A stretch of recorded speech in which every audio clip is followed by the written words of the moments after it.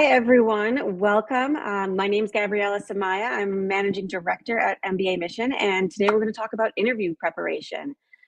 Interview prep can be stressful. It can freak people out a little bit, but it doesn't have to be. And today we're going to talk through a bunch of tips for getting ready so that you feel confident and comfortable and like you can be your best self in the interview.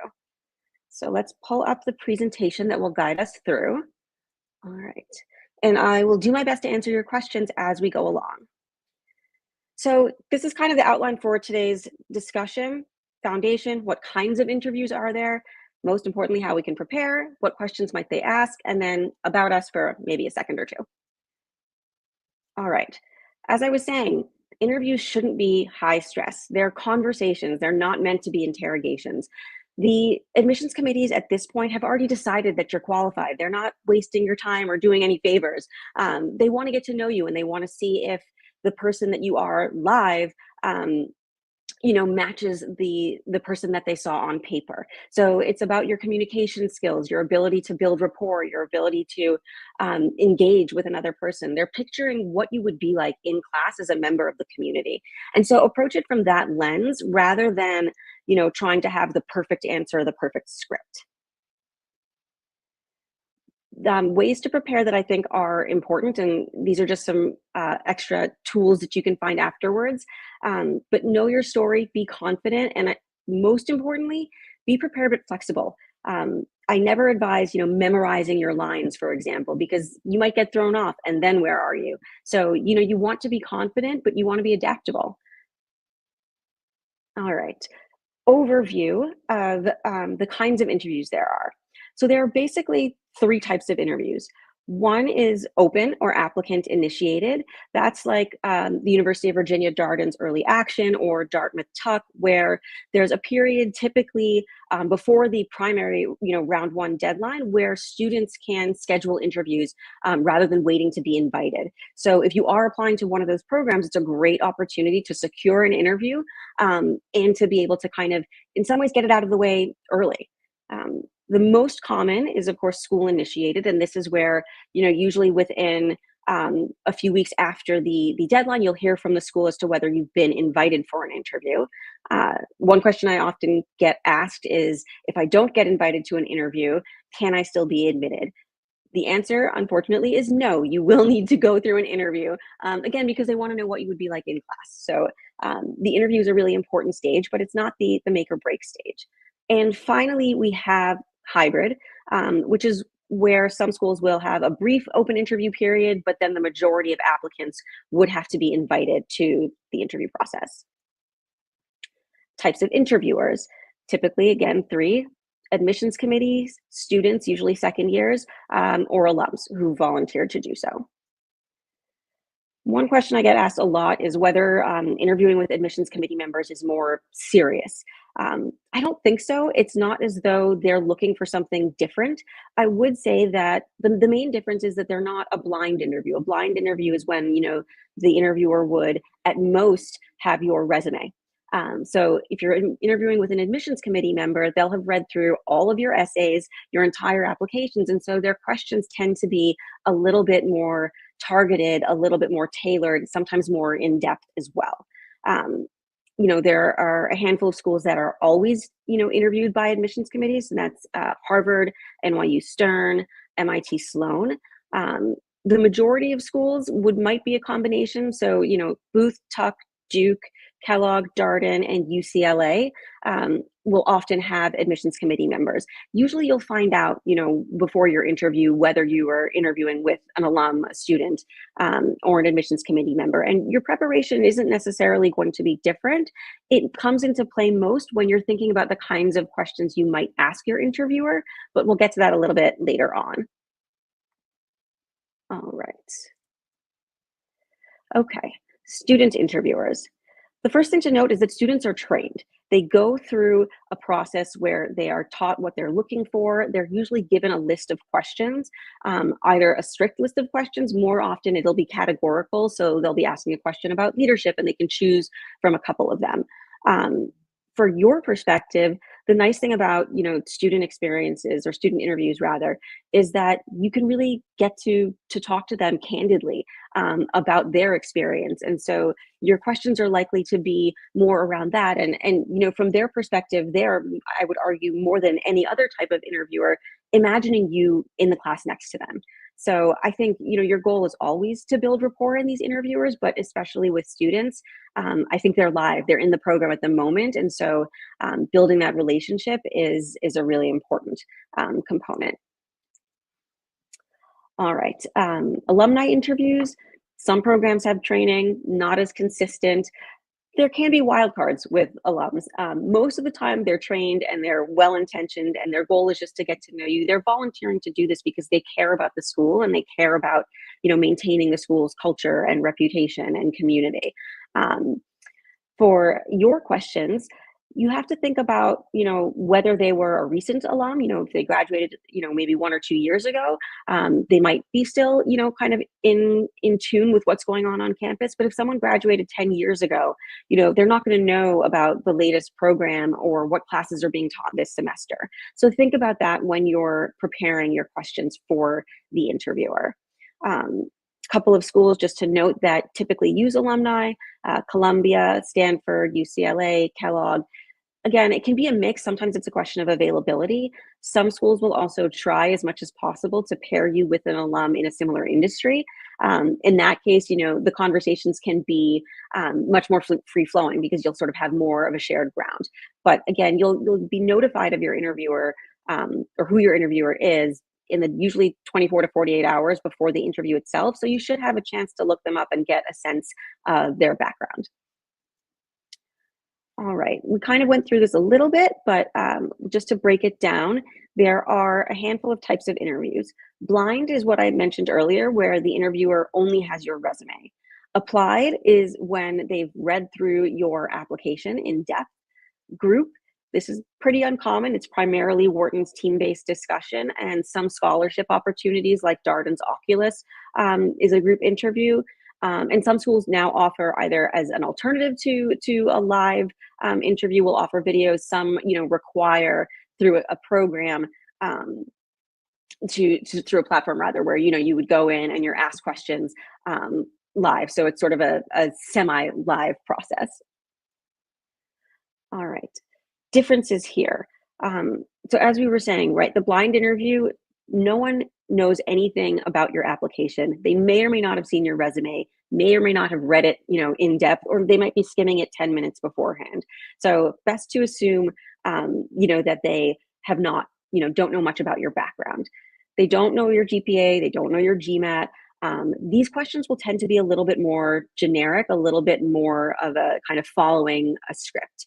The one thing that I think can be nice about these types of interviews is that, because they haven't read your essays, if you've written an essay about your goals and why this school is right for you, and you've listed classes and programs and so on, paraphrase that. Go back to your essays and use all of the work that you've already done to prepare your answers, right? You have stories that you've perfected in your essays. So, don't be afraid to translate that into something that's a little bit more, casual, natural, verbal than maybe the written version.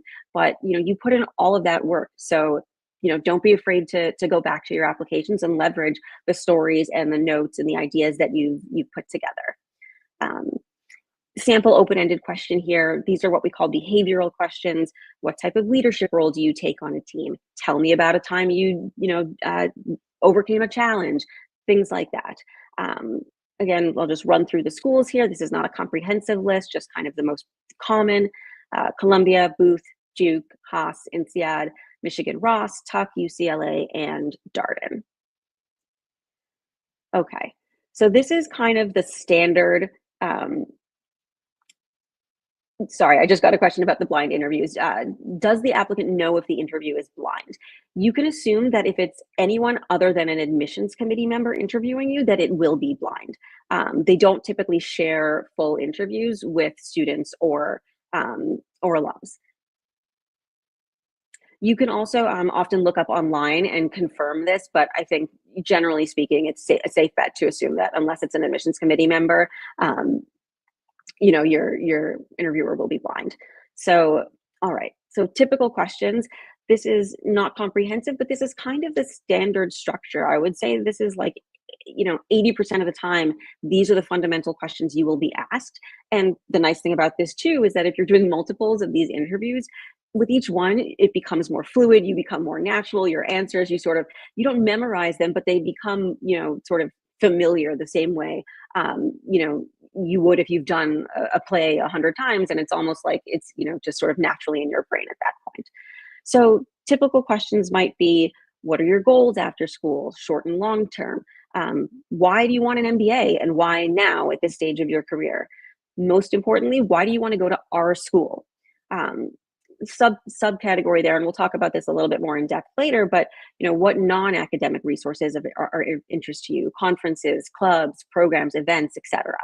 um, Tell me about a challenging leadership experience. These were those behavioral questions that I mentioned.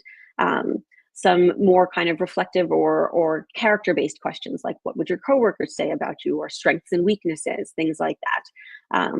What do you do for fun? Honestly, I don't see that question that much, because usually there isn't that much time in these interviews to get into some of those things, but you almost always will be given an opportunity to ask the interviewer questions, and we'll get to that a little bit later too. But absolutely critical to have a couple of questions prepared, thoughtful questions prepared, so that at the end of the interview, you're ready to go. Okay. Applied interviews. These can be the most intimidating, but they don't have to be at all. So the interviewer will have read through your application and developed a detailed list of questions, but it's not an inquisition. They're not interrogating you. With these types of interviewers, they mostly want to understand your thought process. So they'll ask kind of more in-depth questions. Why did you make this decision? Or when you were on this project, why did you choose this particular approach as opposed to another report approach? Did you get any pushback? And if so, how did you work through that? So it's more of these kind of reflective questions rather than these sort of tell me a time when questions. The nice thing is, yes, you can prepare for this, but usually the answer, right? If you think about these experiences, you can communicate clearly what happened and what your thinking was. There isn't, again, it's not a right or wrong answer. They just want to understand why you thought the way you did, why you made this decision, and so on. These interviews are most common. The famous of them all is HBS, right? The sort of infamous HBS interview that is very, very granular and very in-depth and very tailored to each applicant. London Business School, MIT Sloan, and NYU Stern. Just some typical questions, and these are sort of what I was getting at, where they're a little bit more probing, right? So you moved from company A to company B. How did you adjust to the different cultures between the two companies? How did you assess the risk of leaving company A? Who did you talk to help you make that decision? Were you worried about disappointing anyone, or were you worried about how well you would do in the in the new job? And if so, what did you do to prepare for it? What would you say to your CEO if you had 30 minutes? What motivates you? How would you explain your current position to a 10-year-old? That's sort of the famous kind of HBS question, where they try to say, teach me about something, right? And the idea is, are you able to distill your ideas such that someone who's not familiar with your industry would be able to understand? What do you need to work on is sort of a different question, or a different way of getting at weaknesses and self-awareness. Is there anything else you would like to add? I think that one often stumps people, but usually it's a good opportunity to talk about something that you feel is really important to you that maybe you didn't cover. So maybe it's a particular project you worked on that was really meaningful, or where you made progress and you want to update admissions. Maybe it's an extracurricular that you didn't dive into, but again, that played a really important role in your path. All right. The group discussion. This is the Wharton team-based discussion. This at present is the singular group discussion among all of the top MBA programs. So this is where the committee will select 5 or 6 students. They'll give everyone the same prompt. Usually it's sort of a problem to solve or an idea to come up with. The whole thing is 45 minutes, and you'll be observed by the moderators, who are typically second-year students, occasionally admissions as well. Following the group discussion, during which they're essentially observing how you interact, and then the presentation, you sort of put together a presentation at the end. No slides or anything like that, just a live kind of recap of whatever the solution is that you might have come up with. Following that, there's usually a brief one-on-one interview. Typically, Wharton will ask, questions about how the interview went. So, how do you think you did, or what's something the group did well? What's something you thought might be could have done better? Those types of questions. Occasionally, they will also ask, why are you pursuing an MBA, or why Wharton? So you want to be prepared for both of those. I think the most important thing to note and about these group discussions is that the content is less important than your behavior. So typically students will, or applicants will present a pitch with their idea at the beginning of the discussion. It doesn't matter if your pitch is chosen. It doesn't matter, your idea should be thoughtful and well-researched and things like that. But they're really looking for, what kind of role do you play in this dynamic? Are you able to build up other people's ideas? Are you able to ask thoughtful questions politely and move the discussion forward? So, one thing that we do that I think is super valuable and honestly a lot of fun is we simulate this with our clients. So, whether you're working with us or not, it's a great way to just get a sense of what this experience would be like. So you can often find, I've had clients who find extra groups on sort of MBA forums and things like that. So I think sometimes the trickiest thing about this is just the anticipation of not knowing what it's like, and kind of being able to react in the moment to whatever your fellow discussion mates are saying. Video interviews. There's a handful of schools lately, and it seems to be increasing every year, that now have a mandatory video exercise. So Yale does this, Kellogg, INSEAD, LBS, Booth now does this. Haas offers it as an alternative to a live interview. So you'll do kind of a video interview instead. So typically interviews are, in this case, the video interview is due within a couple of days. I think Kellogg's is 4 days, Yale's is 2 days, and so on. But typically, within the week after submitting your application, you log into a portal, a video website. Typically, you'll get somewhere between two, 3, or 4 questions. And some of them are predetermined. So, every school has different questions. But for example, Kellogg always asks, to start, why you want to go to Kellogg and so on. And then there'll be a random selection from a list of schools. You can find information online and through us about what questions are being asked each year. The way this functions is essentially you'll be given the question. You usually have a brief time period to kind of practice your response. And then you have 60 seconds, sometimes 90, but most often 60 seconds to answer the question live.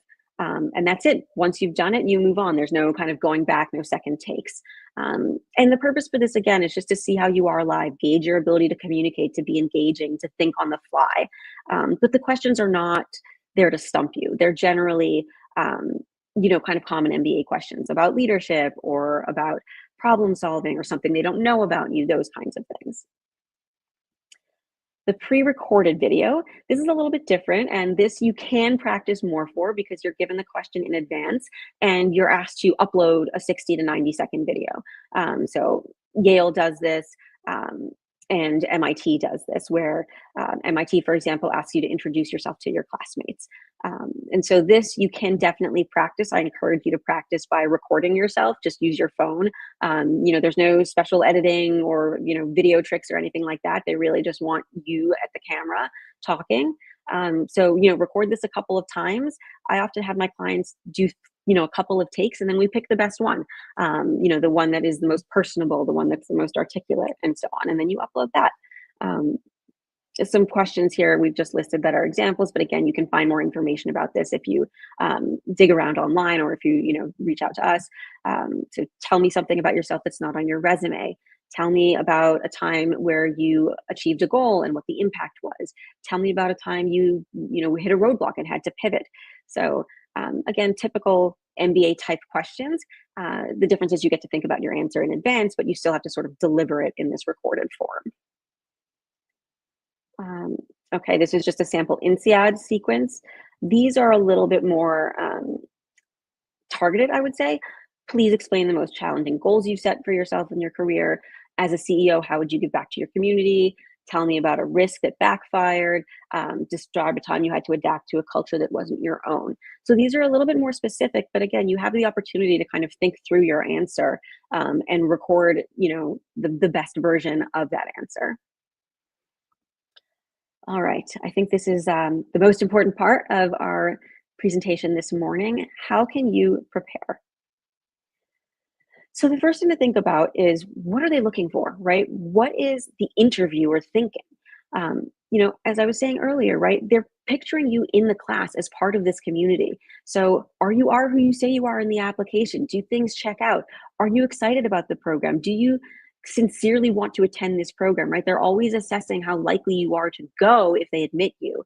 And so you need to know the program well and be able to communicate that, beyond just sort of Kellogg's fantastic network and top-notch academics, right? Um, are you likable? And I think likable, maybe not the best word, because it's not likable like, are you going to be my best friend? It's more, are you personable? Are you engaging? I think, I tell my clients often that you want your interviewer, even if it's admissions, alumni, student, doesn't matter. You want them to walk away thinking, wow, that person was really interesting. I wish I could keep talking to him or her, right? I think that's what you want to convey, is that you've got interesting things to say, you're an enjoyable person to talk to, you're articulate, you can think clearly, all of those things. Do your homework, know your story, reread your essays and resume, right? You can paraphrase those things. What do you want your interviewer to remember about you? What are kind of the key details, the highlight reel of each bullet point and story? And we'll talk about this in a second, but I often recommend, particularly for stories, using the STAR framework to help you distill it into the key points.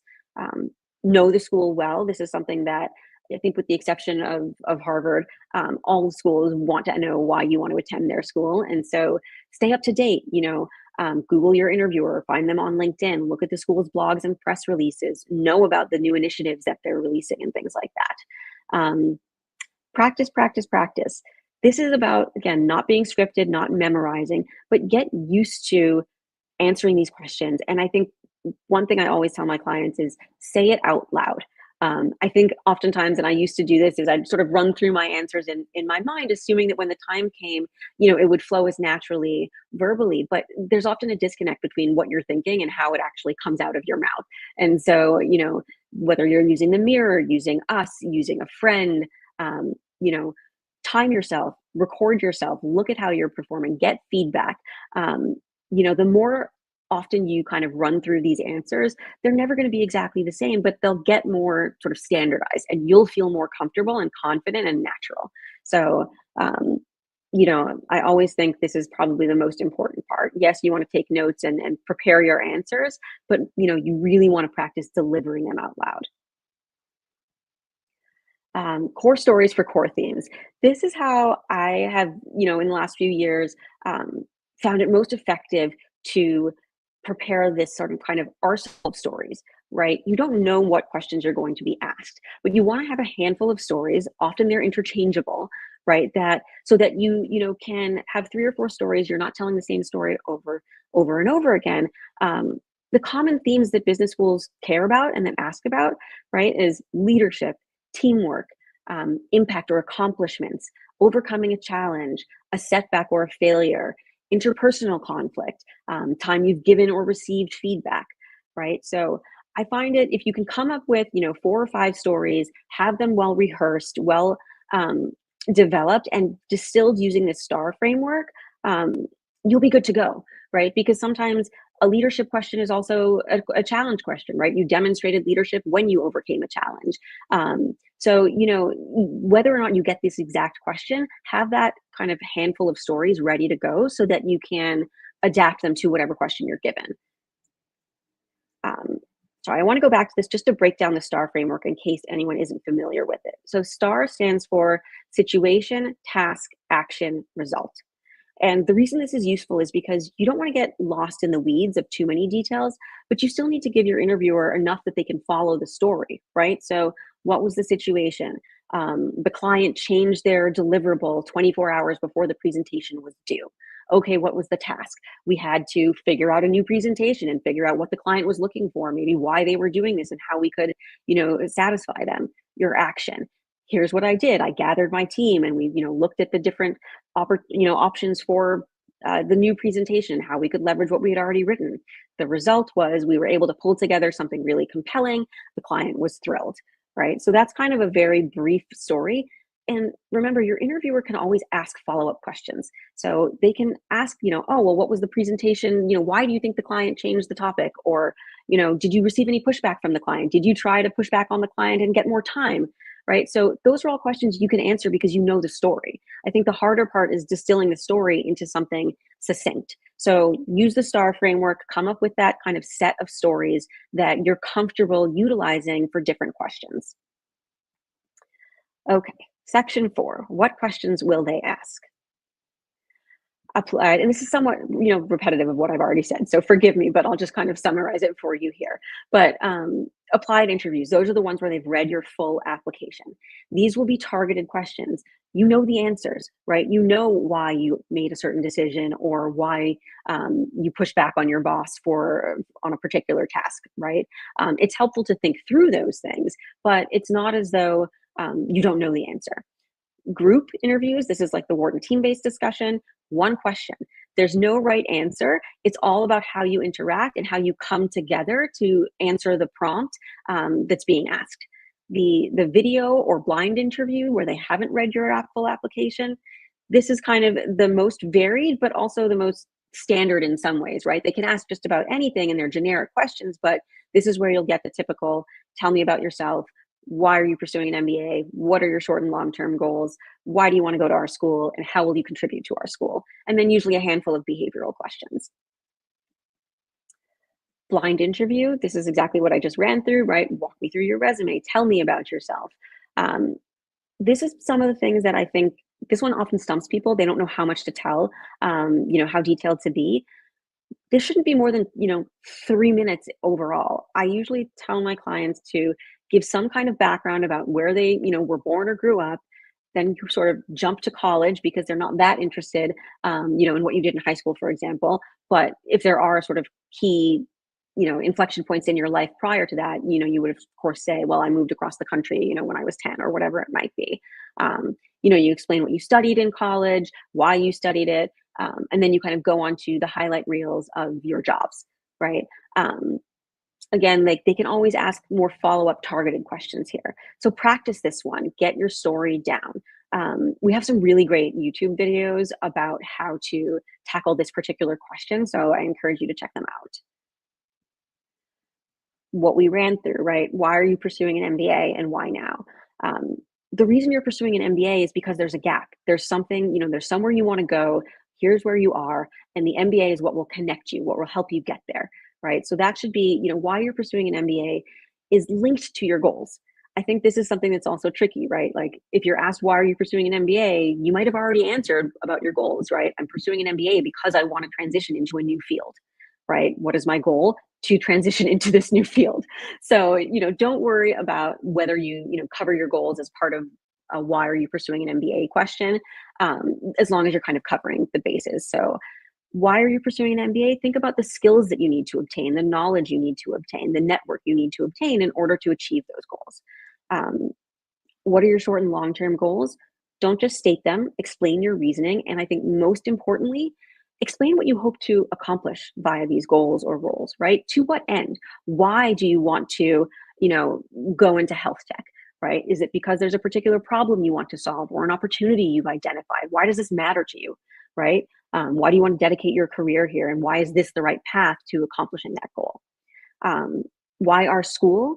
I often like to break this down, just simplify things because there are so many ways you could answer this into, academic resources. So that would be courses, programs, you know, immersion programs, things like that, action learning labs, and so on. Professional, might be clubs, this might be recruiting processes, career services. Cultural, this would be the community, right? Is it a very tight-knit community? And is that something that you're looking for? Or is it, a broad community and you're looking for a really big, really diverse network? How will you contribute to our school? So this is where, think about, know the school well, know the clubs and communities and things like that, but also think about what you uniquely are qualified to bring to the table, right? What are you going to bring? How are you going to, contribute that somebody else with a similar background might not? So you really want to think through these. They're looking for proactive ideas, not so much, I plan to join the investment banking club. What are you going to do in the investment banking club? And why are what experiences do you have that will add value? Behavioral questions. This is exactly what we talked about. Tell me about a time when you showed initiative, you overcame a challenge, you faced pushback, you had to pivot. Use that STAR framework, come up with a handful of stories so that are sort of interchangeable or that you're comfortable using and adapting in the interview. Strengths and weaknesses. I think one thing here that people often forget is that they don't just want to know what the strength is. It's not just I'm a good leader. Why are you a good leader? Or I'm a creative problem solver. Give an example. You may or may not have time for an example, but I think it's an easy way of showing why this is valuable, right? So I'm really reliable. So my teammates know that whenever they need something, I'm the go-to person to pitch in, and I've helped us get through a lot of projects as a result. Weaknesses. This is less about the weakness and more about how you responded to it, how you handled it, and how you plan to or have grown from it. So the acronym we like to use here is WISP. Acknowledge a real weakness. Don't say something like, oh, my weakness is just that I'm too committed. I work too hard. Sometimes I don't know when to step back. It should be a real weakness. It doesn't have to be a character flaw, but I don't have a ton of experience managing people, and that's something I want to develop. I need to get better at communicating to different types of, audiences. I'm used to communicating to peers. I'm not as used to communicating to senior executives, right? Describe its impact, right? So why is that relevant, right? As a result, when I get in front of senior executives, I tend to get too into the details and lose my audience, right? What steps have you taken to improve? So I've started to practice, how I might tailor my presentation or my discussion to the audience, and demonstrate prove improvement. So the next time I had such a presentation, I was confident, I was comfortable, I knew exactly how to speak to the audience, and I was thinking about what they wanted to hear instead of just what I knew and had to share. Discussing a weakness, these are just some examples, but I tend to think and speak quickly, which can be good in many situations, but sometimes it causes me to interrupt others, right? Because of this, people sometimes assume maybe I'm dismissive or that I'm not paying attention. I got feedback in my review, and I agreed that it was fair. So I read up on techniques to remind myself to slow down. How are you going to improve on this, or how have you improved on this? It's something I'm still working on, but now I make a point of pausing to ask if people understand what I'm saying, or ask people to weigh in. Questions for the interviewer. The thing here is to be thoughtful and be informed, right? You don't want to ask overly generic questions, right? Like, how would you describe Booth's culture? First of all, you should know because you're applying to Booth, and it's probably a reason that you want to go there. But second of all, it's just so broad as to sort of not give your interviewer much to go on in their response. On the flip side, you don't want to be overly specific, right? Who will be teaching Finance 101 next year? That may change. The person might not know that answer, right? So it's sort of, you don't want to be so zeroed in that the person's incapable of answering. Observation confirmation, this is sort of where you make a statement and then ask the interviewer to confirm it, right? So, I've heard that Stanford is really innovative and entrepreneurial. Is that what you think too? You want to be open-ended, give them a chance to weigh in. And my personal pet peeve, things you should know. Don't ask them something you could Google or find out online, right? How big is Kellogg's cohort? You should know, okay? Think more about who you're interviewing with, right? If it's a student, what's been the most impactful part of your experience so far? What's something you wish you knew, now that you're a year in that you didn't know going in? What advice do you have for me? Dean X has been in place for a year now. How has his impact been felt? If you're talking to admissions, they're going to know more about the program and its goals and things like that. So, they've been, Darden has recently invested in its entrepreneurial club. Do you see that as an area that the school is going to be, investing in further? If it's an alumni, think about how the alumni network has affected them, right? So how have you been involved, or how, what's been the most meaningful part of your connection to Kellogg, right? How has the alumni network supported you? Things like that.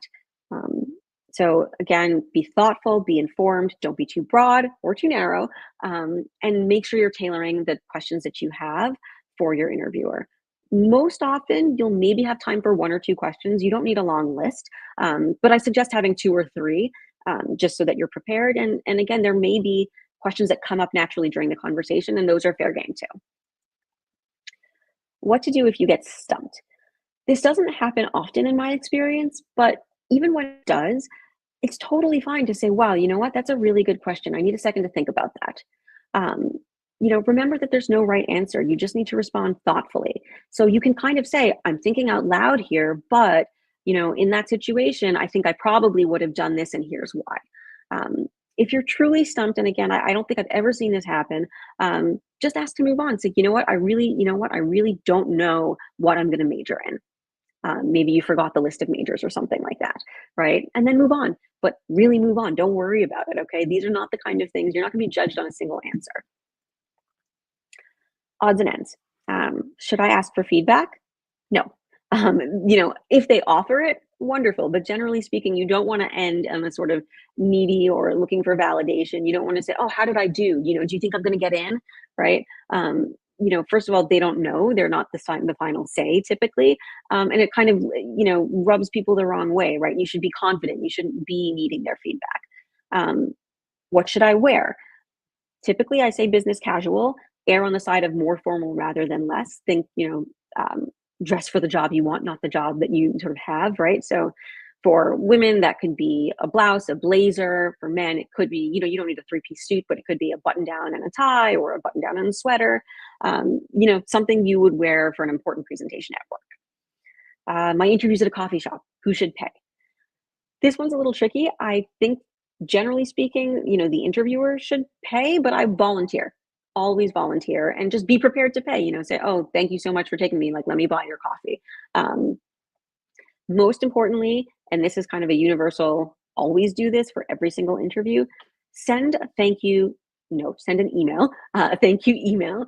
Typically, I say, within the same day, 24 hours at max, at most, and be thoughtful about it. So don't just say, "Thanks for interviewing me, take care." You want to say, "Thank you for taking the time to interview me. I really appreciated your perspective on, X, Y, or Z," right? Show that you were paying attention. You mentioned, "I'm going to look into this topic that we came up with. So thank you for that idea." And reiterate your interest in the school, right? This conversation just reaffirmed my confidence that Kellogg is the school for me. Okay. So make sure you're covering those bases, and send that thank you note. All right. Lastly, about mbaMisison, I want to pause here and kind of see. I don't see any questions popping up, but we'll have time for a Q&A too. So a little bit about us. We've been doing this for a long time. I want to say over 20 years now. I think some of the things that distinguish us, we're all full-time. This is our calling. This is our career. This is what we love to do, what we live for. We're all writers and MBAs. And the reason that's important is that we've all had business careers, often sometimes varied careers, multiple careers, but we also know how to write and tell stories and coach. I think that's really, really important. It's not one or the other. We're a team. And I think this is one of the reasons that I honestly joined mbaMisison as opposed to other firms, is that I've got a team of 20 colleagues who've been doing this, who are experts in their field, that I can ask for a second opinion, or ask if they've ever had a client in this situation, to share intel. Sometimes another colleague of mine will hear from a client, "Oh, like we just heard, for example, Stanford's told one of our clients that they're extending their interview period. Now I know that information. If it was just me by myself, I wouldn't have had that." And lastly, I think it also gives us kind of a critical mass of information, right? If it's just me working alone or me working part-time, maybe I have 10 clients a year. It's not a ton of data points to really learn about what works well and what doesn't work well.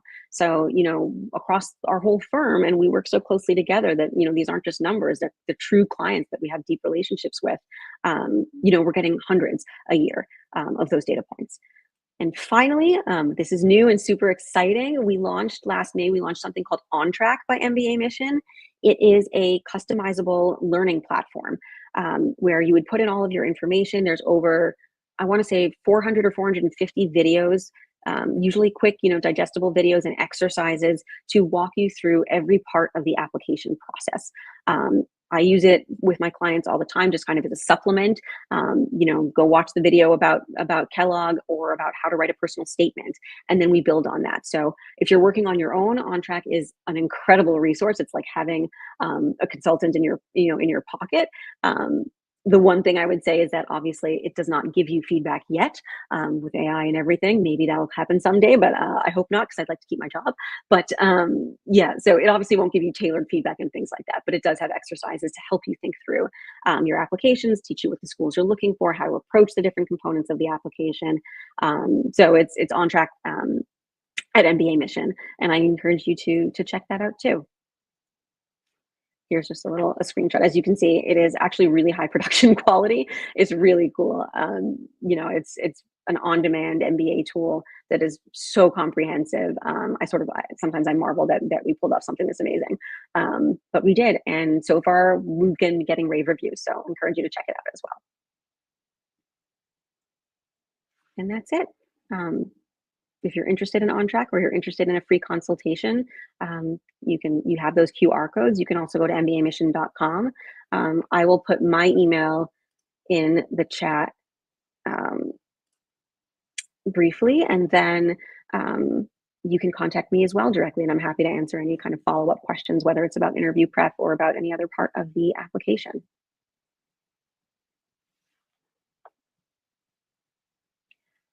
I'm not seeing any questions right now, so hopefully that was useful, and hopefully it was comprehensive. But again, sometimes you're digesting these things, and questions come up after the fact. So yeah, we're here for that reason.